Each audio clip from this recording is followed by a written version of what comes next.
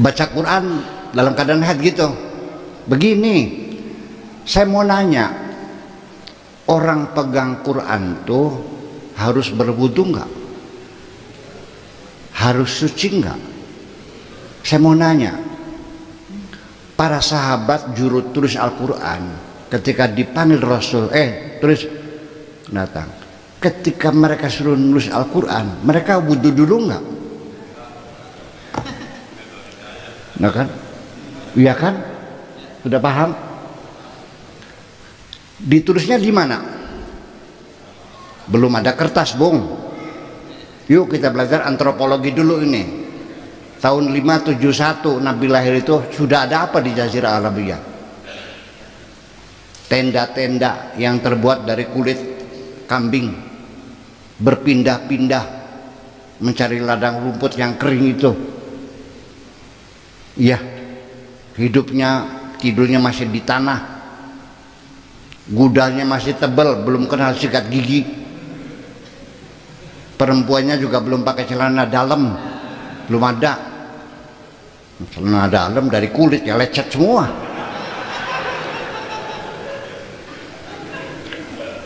Belum ada pulpen, belum ada tinta. Nulisnya di pelepah korma, pakai pahat, pakai palu. Ya, itulah sebabnya tulisan Arab dari kanan ke kiri, karena pakai pahat, pakai palu. Nah kalau dari kiri ke kanan, yang gelatok kepala itu mah wudu enggak? Orang pegang pelepah korma yang ada Al-Qurannya, wudu enggak? Ya, sampai terakhir pun ini kasusnya bukan memegang Al-Quran, memegang mushaf. Al-Quran tidak bisa dipegang. Siapa yang bisa pegang Al-Quran? Kelihatan enggak Al-Quran?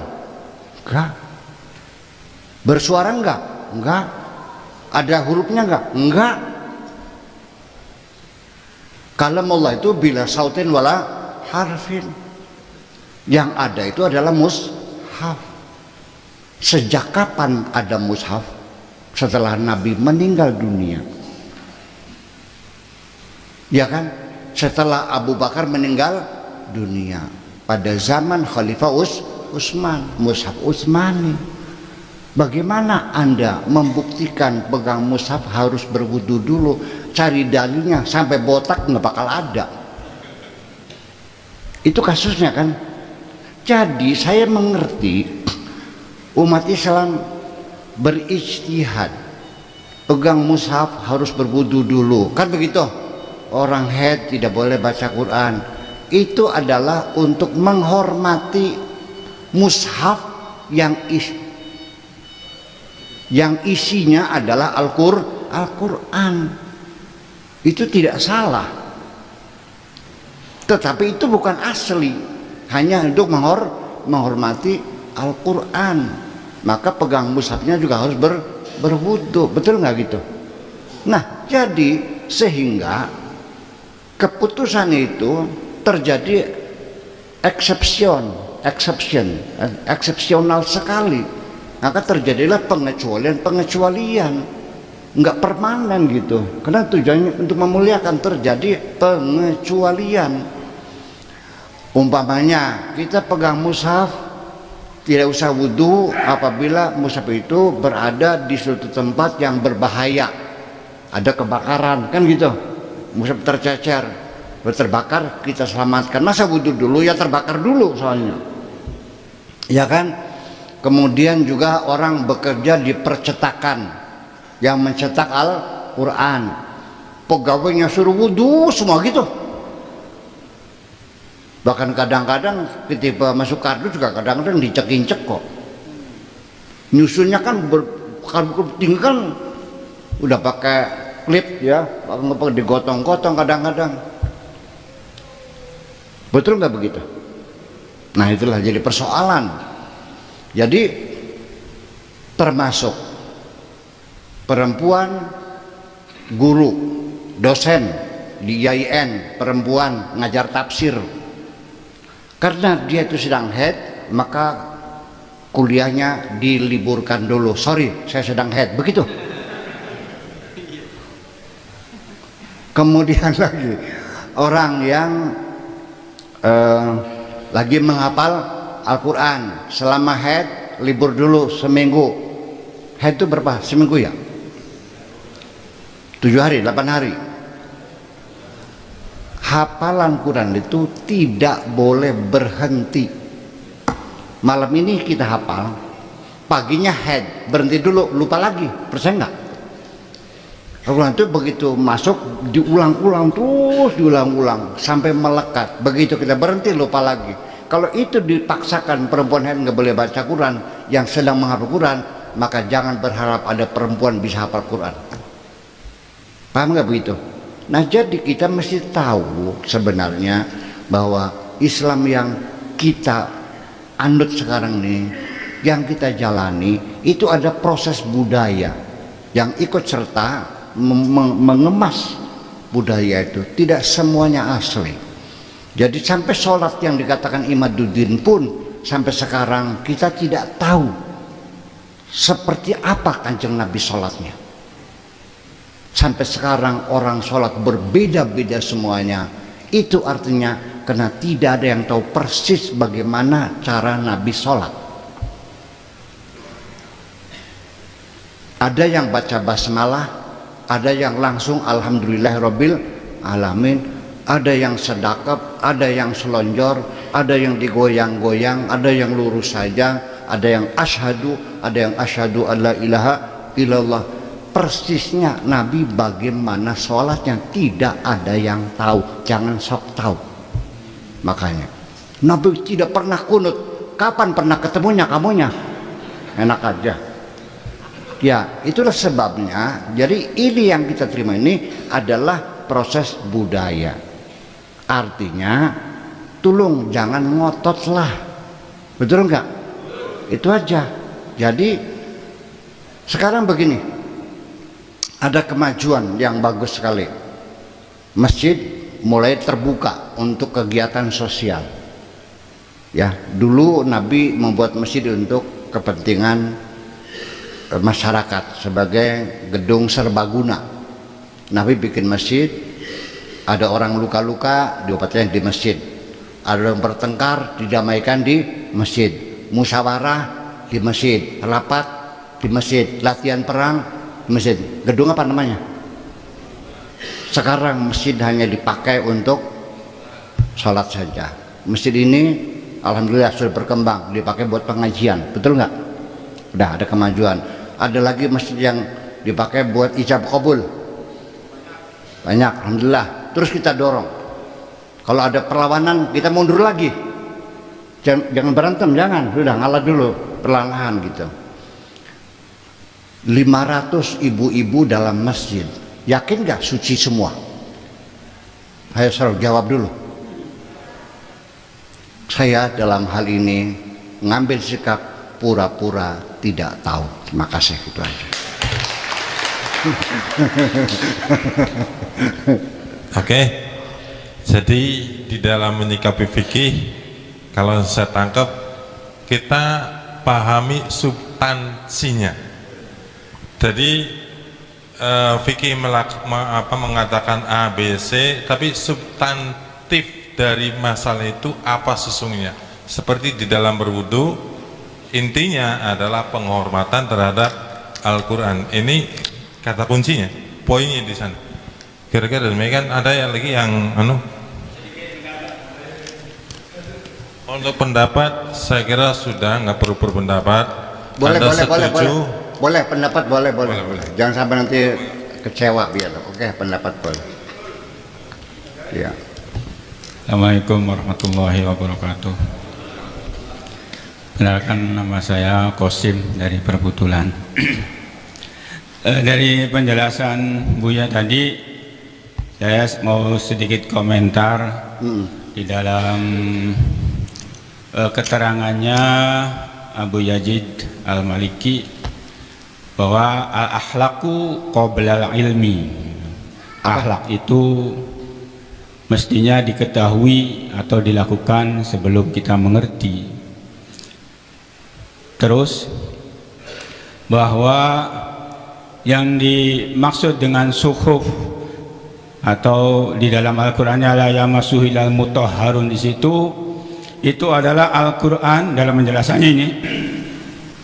Itu ketika suhuf itu digunakan untuk lidarsin, untuk deres, itu tidak boleh kita memegang suhuf itu dalam keadaan tidak berwudu. Jadi makna atau pengertian la yamassuhu illal mutahharun itu banyak pendapat ulama. Namun dari pendapat Abu Yazid Al-Maliki itu di sana disahkan al-akhlaqu qabla ilmi, itu saja. Jadi kita ketika membangun Al-Quran harus memakai wudu, menghormati Al-Quran. Adapun yang dimaksud Buya tadi adalah hanya suhuf yang suhuf biasa, bukan diposisikan untuk diteres. Tapi kalau diposisikan untuk teres, itu tidak boleh kita memegang dalam keadaan tidak berwudu, harus berwudu. Itu saja. Juga dari penjelasan Buya yang mengenai sejarah, saya sedikit berkomentar. Ketika kita berbicara sejarah, kita juga harus berbicara tentang sirah dan titi mangsa. Jangan kita bahas sejarah saja, karena tidak lepas dari sirah dan titi mangsa. Itu komponen-komponen sejarah. Tu sirah iku lakone, nyelasaken lakone Kanjeng Nabi, dudu tempate, dudu waktue, iku arane sirah. Beda kor sejarah lan titi mangsa. Selanjutnya, ketika ada pendapat orang lain, kita harus mengabaikan. Ini sangat bertentangan sekali dengan Al-Quran. Walaqad dara'na li jahannama katsiran minal jinni wal insi lahum qulubun la yafqahuna biha walahum a'yunun la yubsiruna biha walahum adhanun la yusmi'una biha ulaika kal an'ami bal hum adall. Ini sangat bertentangan sekali menurut kacamata atau menurut penilaian saya seperti itu, Bu ya. Jadi ketika ada pendapat, ada masukan, justru kita jadikan pelajaran sebagaimana kisah atau sejarah yang diterangkan oleh Buya tadi. Itu Al-Quran kan laqad kana fi qasasihim ibratun liulil albab wa kullan naqussu 'alaika naba'ahu min amba'ir rusul ma nusabbika fihi fuadak. Ini banyak sekali bahwa kita itu harus selalu mengingat sejarah. Al-Quran itu sejarah, hadis itu sejarah, masa kita abaikan? Justru ada kecenderungan ayat Al-Quran bahwa kita harus ingat sejarah. Wallahu akhrajakum min butuni ummahatikum la ta'lamuna syai'ah. Itu ada indikasi bahwa kita harus ingat sejarah. Kalau kita tidak mengingat sejarah, apa nanti yang akan kita lakukan? Apa yang akan kita nanti pelajari? Itu prinsip Al-Quran, ibratun laqad kana fi qisasihim ibratun, bahkan dikoyidi liulil albab. Itu saja. Maaf dari saya. Assalamualaikum warahmatullahi wabarakatuh. Pak Arif, tolong pertanyaan difokuskan. Enggak ada pertanyaan, dia punya pemahaman sendiri. Oh, hanya komentar yang berbeda dengan pemahaman Buya. Kalau saya komentari, ya pemahaman Anda, silakan pemahaman Anda, nanti Anda sampaikan. Kira-kira ada enggak kira-kira jamaah yang kemudian ingin mendengarkan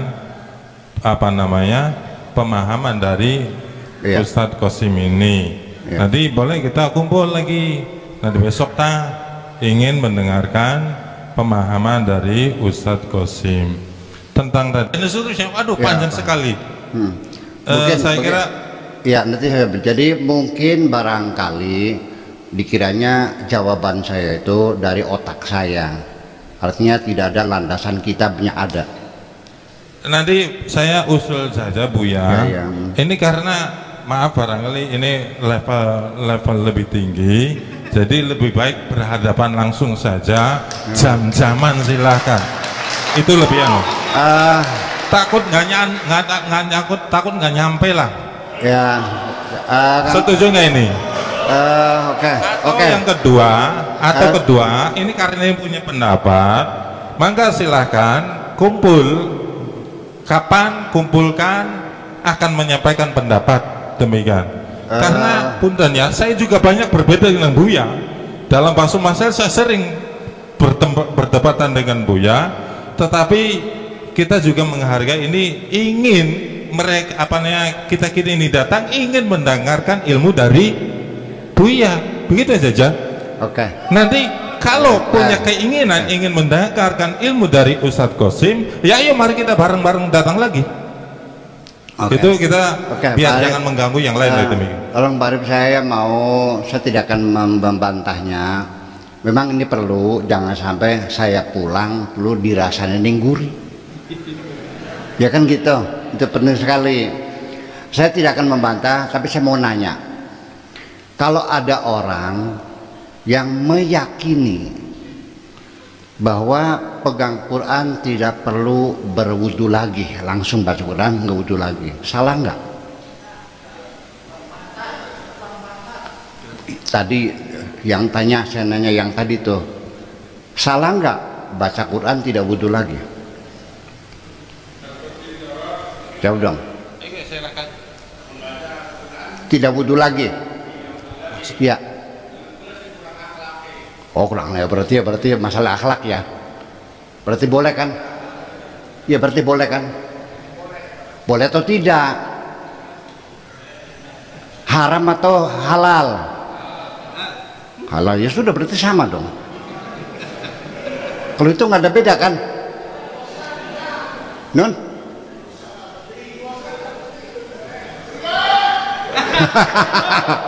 Iya, boleh. Saya mau nanya aja. Jadi kalau ada orang, kita menyalahkan orang baca Quran tidak wudu lagi, kan begitu maksudnya? Salah kan gitu? Yuk kita perbandingkan di dunia Islam ini, berapa orang yang kalau pegang Quran wudu dulu dan berapa orang yang pegang Quran tidak wudu lagi. Itu berimbang loh. Jadi maksud saya, tolong jangan menyalahkan, merendahkan orang yang meyakini bahwa baca Quran tidak perlu wudu lagi. Tolong saling menghormati lah gitu.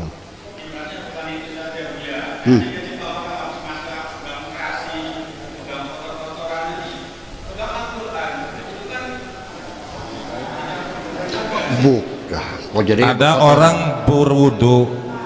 Nanti pertanyaan lebih berkembang. Ada orang berwudu, punya wudu, pegang terasi, bahkan boleh jadi pegang najis sekalian. Kan dia sudah wudu, nanti pegang Quran.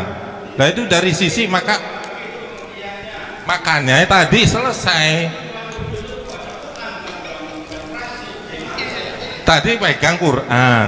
Tadi makanya kontennya, substansinya adalah penghormatan kepada Al-Quran. Bagaimana menghormati Al-Quran itu kemudian memiliki multi tafsir.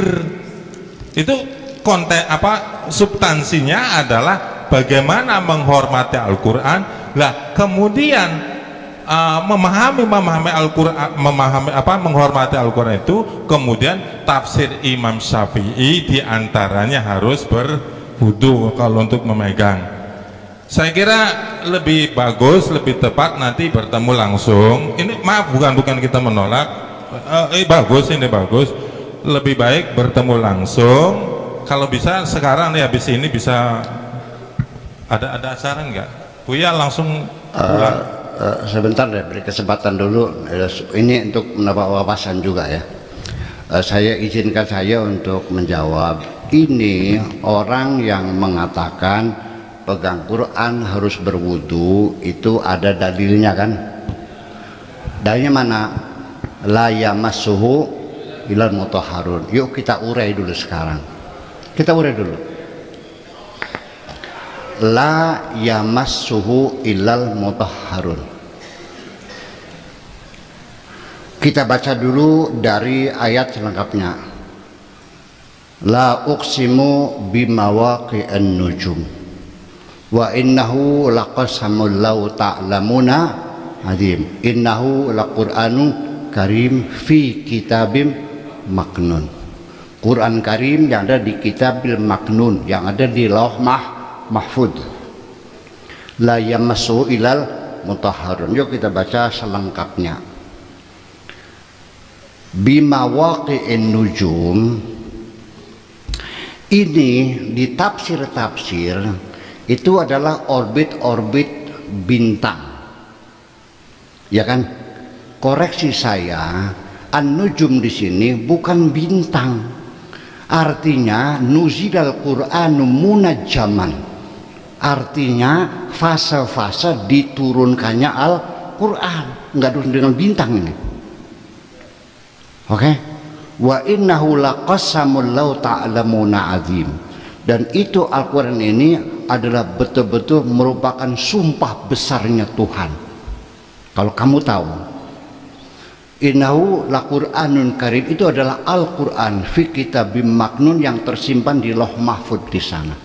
Oke, la yamassuhu ilal mutahharun. Oke, lamnya ini lam nahiyah apa lam nafiyah? Yuk jawab dulu. Jawab aja dulu.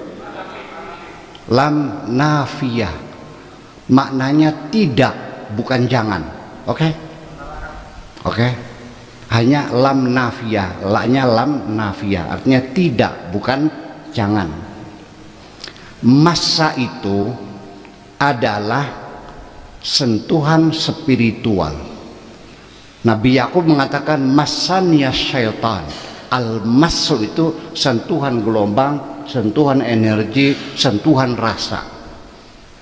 Satu yang mengatakan itu dalil wajibnya berwudu terpaksa harus mentakwilkan lamnya yang tadinya lam nafiyah ditakwilkan menjadi lam nahiyah. Satu takwilnya.